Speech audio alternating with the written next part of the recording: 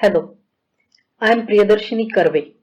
I am the director of Samuchit Envirotech, a social enterprise based in Pune and working with the motto Enabling Sustainability. I am also currently the national convener of Indian Network on Ethics and Climate Change, or INEC. Our motto is People's Voices in Policy Choices. This is the second episode of the series Let's Try Some Thought Experiments. Link to the first episode is in the description, and links to the future episodes will be added as and when new videos are made.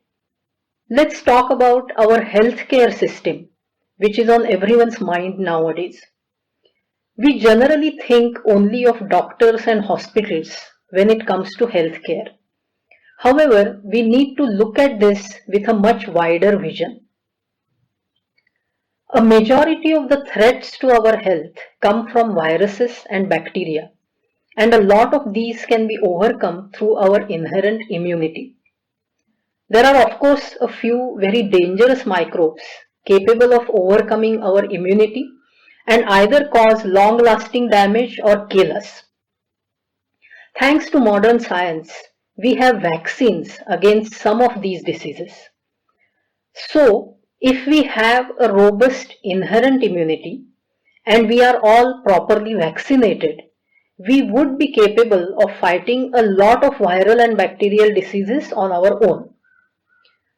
Under such ideal circumstances, our healthcare system can focus primarily on the dangerous infections against which our immunity and vaccines are inadequate. So obviously, this underlines the importance of the vaccination programs. India has a fairly good record of this in spite of the challenge posed by our population size and diversity. We must keep this up in future. Our immunity is linked with our physical fitness, which is to a large extent dependent on our diet and physical activity. But at a fundamental level, our fitness is predetermined by the nutrition and care received by our mothers in pregnancy and by us during our growing years. This is the reason why proper care and nurture for pregnant women and young children is so critically important. As a society, are we really able to ensure this across the cross section of our population? This is not just an economic challenge, but is also a cultural challenge to an extent. The poor and marginalized are not able to create the necessary systems within the homes for obvious economic reasons.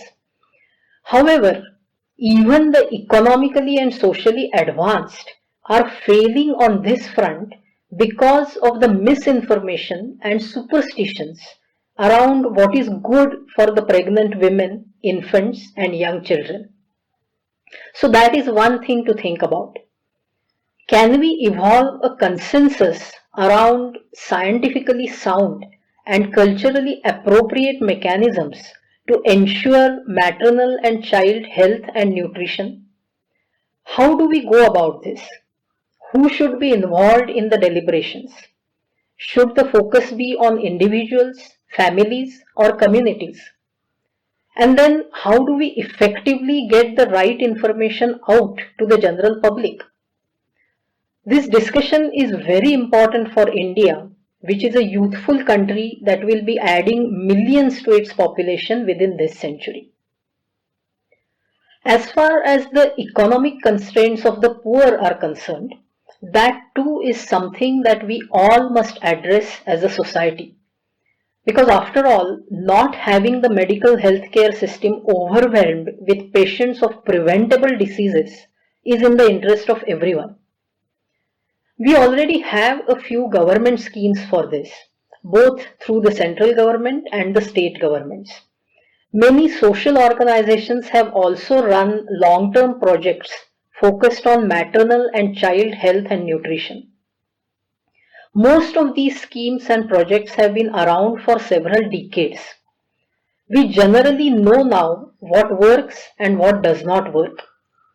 The best practices from existing schemes and projects must be researched, documented, and replicated. But of course, better nutrition for pregnant women and children is not a substitute for the overall medical healthcare system. We do need a well-equipped and well-staffed network of affordable healthcare facilities spread across India. And all this is just about the physical health. Mental health is another big sector where even more work needs to be done. There are success stories in our own country which show that affordable healthcare for a large population is possible, and it need not always be free or charitable. A good case study in this case is the Aravinda Eye Hospital and its network of satellite establishments across Tamil Nadu and Puducherry. We need to replicate their hub and spoke model of making state-of-the-art healthcare accessible to everyone across this vast and populous country. This model also has the potential to impart skills and create local livelihoods for thousands of people. That is an added bonus. Information technology can also play a key role in providing more efficient healthcare. For example, if an individual's medical records are accessible to him or her or an authorized representative through a database from anywhere in the country, this can potentially speed up medical care during emergencies and save many lives. There have been some interesting experiments of training local traditional health practitioners to provide primary level health care in remote locations. These trained local professionals can be a very effective first line of defense that can catch and treat many ailments in the preliminary stage itself. These local operators can complement and support the ASHA workers in rural areas. Integrating the traditional health practitioners into the mainstream can have two additional benefits. Firstly, the many malpractices that happen in the name of traditional medicine will be curbed.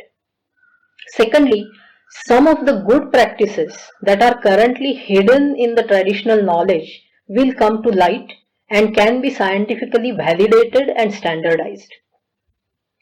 I'm sure there are many more ideas and successful experiments out there to improve healthcare across India. Do share your comments and suggestions in this context. Do also give your general comments on this series too. Thank you.